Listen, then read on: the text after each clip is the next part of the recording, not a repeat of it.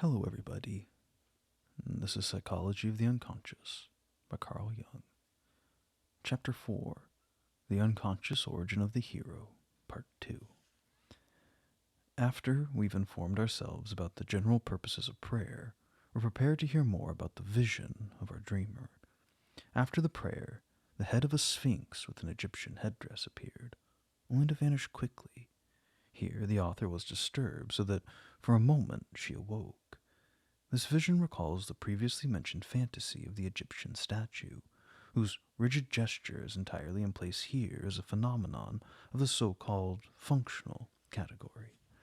The light stages of the hypnosis are designated technically as engordissimo, stiffening. The word sphinx in the whole civilized world signifies the same as riddle, a puzzling creature whose purpose is riddles, like the Sphinx of Oedipus, standing at the portal of his fate like a symbolic proclamation of the inevitable.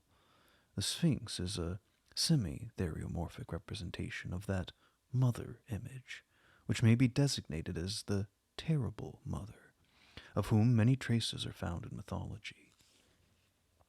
The interpretation is correct for Oedipus. Here the question's opened. The objection will be raised that nothing except the word sphinx justifies the allusion to the Sphinx of Oedipus. On account of the lack of subjective materials, which in the Miller text are wholly lacking in regard to this vision, an individual interpretation would also be excluded. The suggestion of an Egyptian fantasy, Part 1, Chapter 2, is entirely insufficient to be employed here. Therefore, we're compelled, if we wish to venture at all upon an understanding of this vision, to direct ourselves, perhaps in an all too daring a manner, to the available ethnographic material, under the assumption that the unconscious of the present-day man coins his symbols as was done in the most remote past. The Sphinx, in its traditional form, is a half-human, half-animal creature, which we must in part interpret in the way that is applicable to such fantastic products. The reader is directed to the deductions in the first part of this volume, where the theriomorphic representations of the libido were discussed. This manner of representation is very familiar to the analyst. Through the dreams and fantasies of neurotics and of normal men, the impulse is readily represented as an animal, as a bull, horse, dog, etc.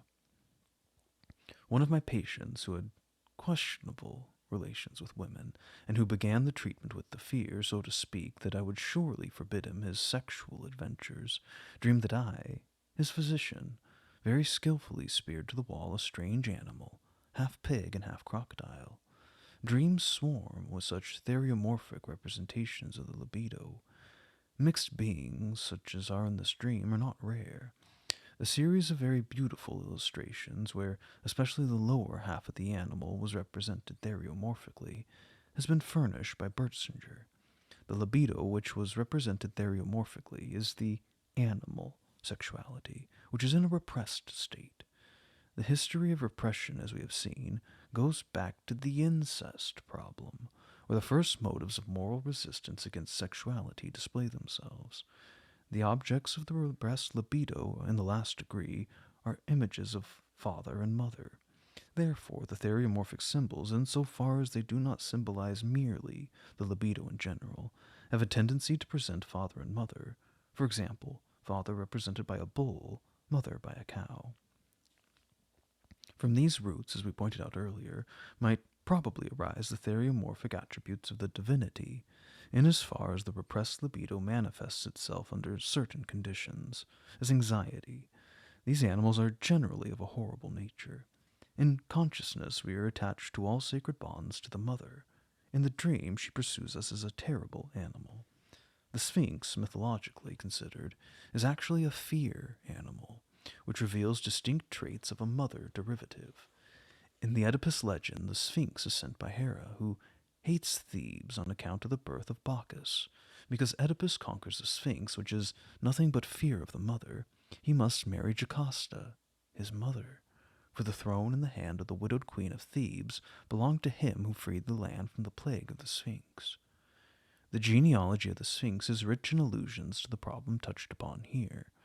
She is the daughter of Echnida, a mixed being, a beautiful maiden above, a hideous serpent below. This double creature corresponds to the picture of the mother, above the human, lovely and attractive half, below the horrible animal half, converted into a fear animal through the incest prohibition. Echnida, who is derived from the All-Mother, the Mother Earth, Gaia, who with Tartarus, the personified underworld, the place of horrors, brought her forth.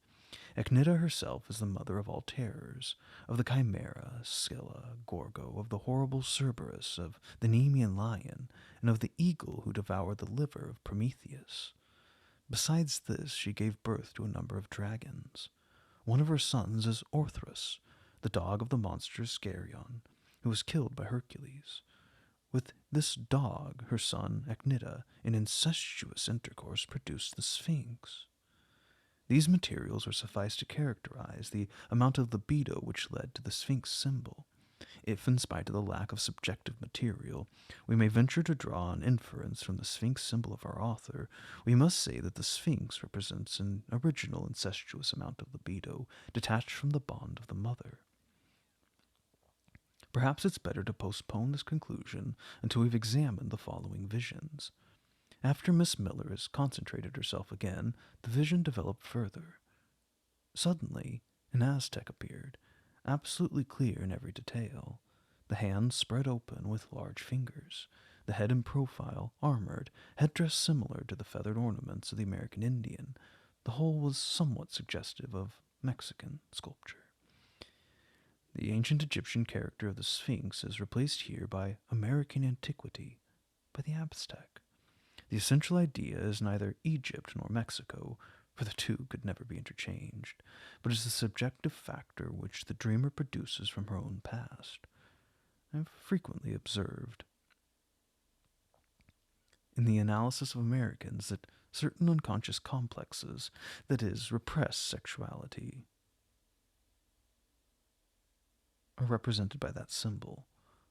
For example, when a European tells in his dream, then came a ragged, dirty individual. With the Europeans, it's a vagabond or a criminal, which represents the individual's own repressed sexual personality and the one considered inferior. It's also desirable to go into the particulars of this vision, as there were various things worthy of notice. The feather cap, which naturally had to consist of eagle's feathers, is a sort of magic charm. The hero assumes at the same time something of the sunlight character of this bird when he adorns himself with its feathers, just as the courage and strength of the enemy are appropriated in swallowing his heart or taking his scalp. At the same time, the feather crest is a crown which is equivalent to the rays of the sun. The historical importance of the sun identification has been seen in the first part. A special interest attaches to the hand, which is described as open, and the fingers, which are described as large. It's significant that it is the hand upon which the distinct emphasis falls. One might rather have expected a description of facial expression. It's well known that the gesture of the hand is significant. Unfortunately, we know nothing about it here. Nevertheless, a parallel fantasy might be mentioned, which also puts the emphasis upon hands. A patient in a hypnagogic condition saw his mother painted on a wall, like a painting in a Byzantine church. She held one hand up, open wide, with fingers spread apart. The fingers were very large, swollen into knobs on the ends, and each surrounded by a small halo. The immediate association with this picture was the fingers of a frog with sucking discs at the end. There's a similarity to the penis. The ancient setting of this mother picture is also of importance. Evidently, the hand had in this fantasy a phallic meaning. The interpretation was confirmed by a further, very remarkable fantasy of the same patient. She saw something like a sky rocket ascending from his mother's hand, which at the very closer survey becomes a shining bird with golden wings, a golden pheasant, as it occurs to his mind. We've seen in the previous chapter that the hand actually has a phallic generative meaning, and that this meaning plays a great part in the production of fire. In connection with this fantasy, there's but one observation to make. Fire was bored with the hand, therefore it comes from the hand. Agni, the fire, was worshipped as a golden-winged bird. It's extremely significant that it is the mother's hand. I must deny myself the temptation to enter more deeply into this. Let it be sufficient to have pointed out the possible significance of the hand of the Aztec by means of these parallel hand fantasies. We've mentioned the mother suggestively with the Sphinx.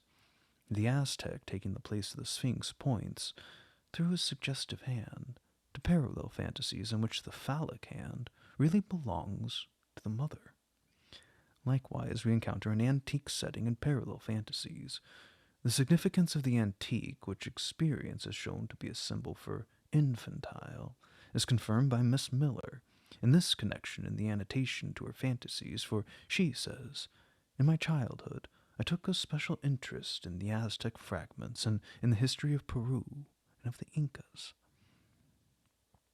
Through the 2 analyses of children which have been published, we've attained an insight into the child's small world.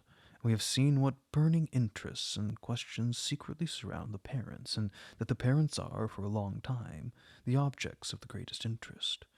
We're therefore justified in suspecting that the antique setting applies to the ancients, that is to say, the parents, and that consequently this Aztec has something of the father or mother in himself. Up to this time, indirect hints point only to the mother, which is nothing remarkable in an American girl, because Americans, as a result of the extreme detachment from the father, are characterized by a most enormous mother complex, which again is connected with the special social position of woman in the United States. This position brings about a special masculinity among capable women, which easily makes possible the symbolizing into a masculine figure.